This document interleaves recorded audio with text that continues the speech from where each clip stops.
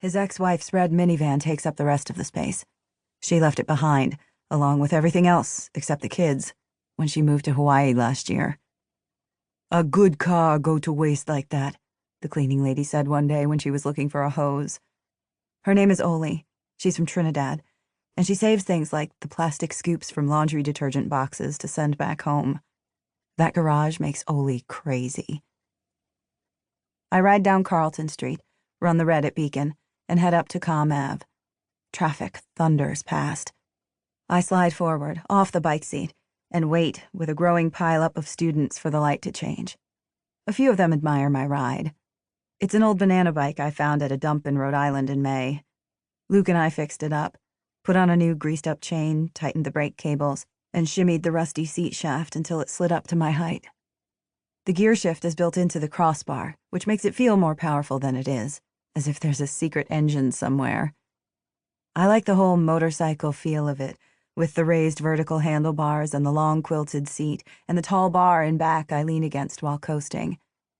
I didn't have a banana bike as a kid, but my best friend did, and we used to swap bikes for days at a time. These BU students, they're too young to have ridden a banana bike. It's strange to not be the youngest kind of adult anymore. I'm 31 now, and my mother is dead. The light changes, and I get back on the seat, cross the 6 lanes of Comm Ave, and pump up and over the BU bridge to the Cambridge side of the Charles River. Sometimes I don't make it to the bridge before cracking. Sometimes it starts on the bridge. But today, I'm okay. Today I'm holding it together. I glide down onto the sidewalk on the water side of Memorial Drive. It's high summer, and the river seems tired. Along its banks, a frothy white scum pushes against the reeds. It looks like the white gunk that collected in the corners of Paco's mother's mouth by the end of a long day of her incessant complaining in the kitchen. At least I don't live there anymore. Even Adam's potting shed is better than that apartment outside Barcelona.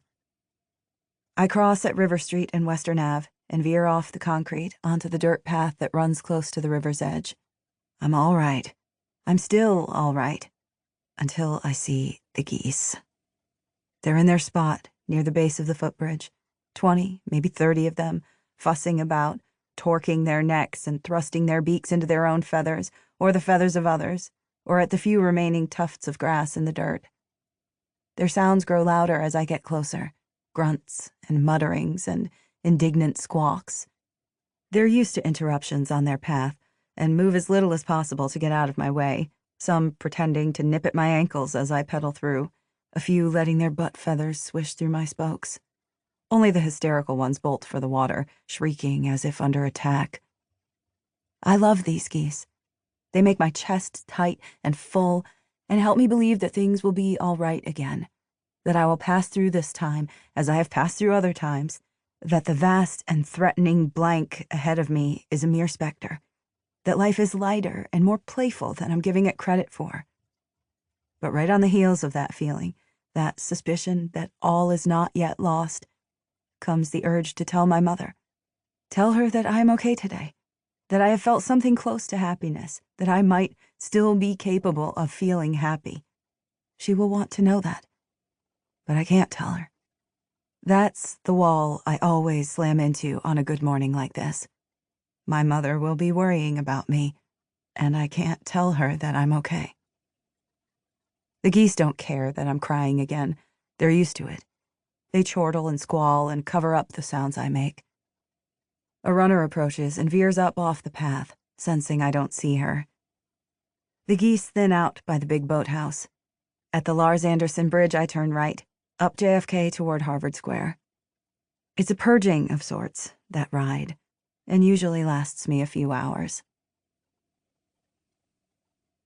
Iris is on the 3rd floor of a building owned by a Harvard social club, which began renting out the space a decade ago to pay off nearly $100,000 in back taxes. There aren't many students around in the summer, and they have a separate entrance on the other side of the big brick mansion, but I hear a few of them rehearsing sometimes. They have their own theater, where they put on plays, in which men dress up as women, and their own a cappella group that flashes in and out of the building wearing tuxes day and night. I lock my bike to the metal post.